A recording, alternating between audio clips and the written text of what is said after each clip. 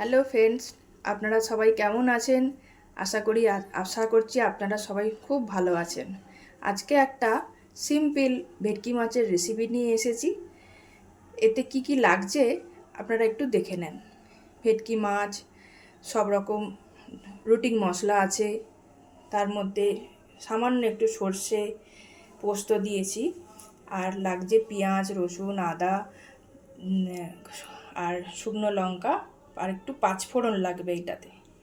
হ্যাঁ, এবারে আলুটা ভেজে, মাছটা ভেজে, মশলাটা করে আমি আবার আসছি।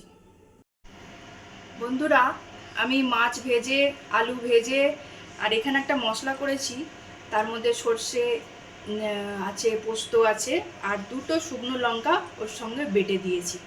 বেটে এবার এসেছি, এবারে তরকারিটা শুরু করব। মাছ ভাজা তেল আছে, এর মধ্যে আর একটু সামান্য তেল দিলাম।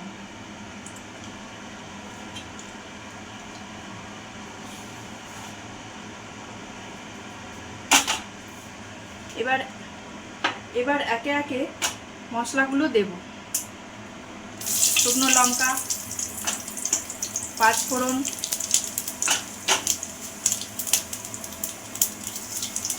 একটু ভাজা হয়ে যাওয়ার পরে রসুন বাটা,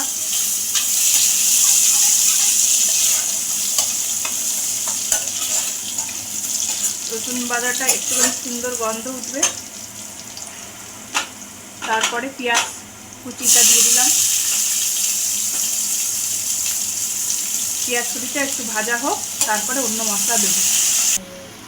ভালো করে ভাজা হয়ে গেছে, এবারে একটু সামান্য জল দেব। সামান্য একটু জল দিলাম, যাতে শুকনো মশলাগুলো যাতে পুড়ে না যায়।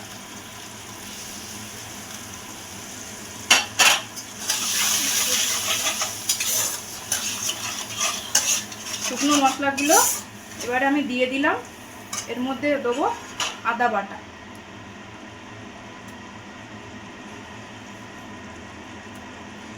আদা বাটাটা দিয়ে একটুখানি ভালো করে কষে নেবো, তার কাঁচা গন্ধটা যাতে চলে যায়। এর মধ্যে ভাজা আলুগুলো দিয়ে দিলাম।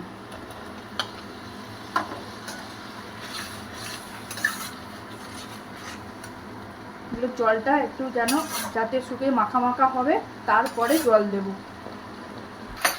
দেখুন বন্ধুরা, জলটা শুকিয়ে গেছে।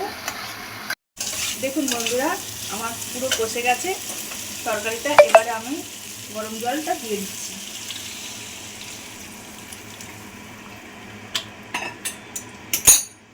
একটু ভালো করে ফুটবে, তারপরে এই মশলাটা দিয়ে দেবো। এর মধ্যে সর্ষে, পোস্ত আর একটা শুকনো লঙ্কা বাটা আছে, সেই পোস্তটা পরে দেবো। তরকারিটা প্রায় হয়ে এসছে, আলুগুলো সব সেদ্ধ হয়ে গেছে দেখুন খুব ভালো করে। এখন এই মশলাটা দিয়ে দেবো।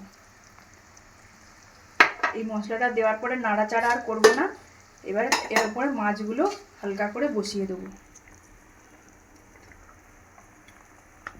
ভেটকি মাছ তো খুবই নরম হয়, সেজন্য খুব সাবধানে দিতে হবে।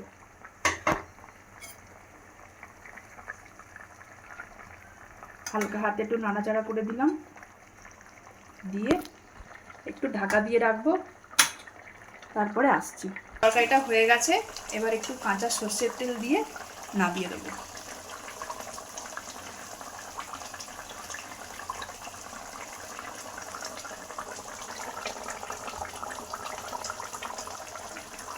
বন্ধুরা, আমার ভেটকি মাছের তরকারি একেবারে রেডি। আপনাদের যদি ভালো লাগে আপনারা বাড়িতে করে খাবেন। কেমন লাগলো আমাকে কমেন্টে জানাবেন। আর সেরকম ভালো লাগলে আমার চ্যানেলটাকে ফলো করে রাখবেন, সাবস্ক্রাইব করে রাখবেন। ভালো লাগবে তাহলে। আজকের মতো আসি।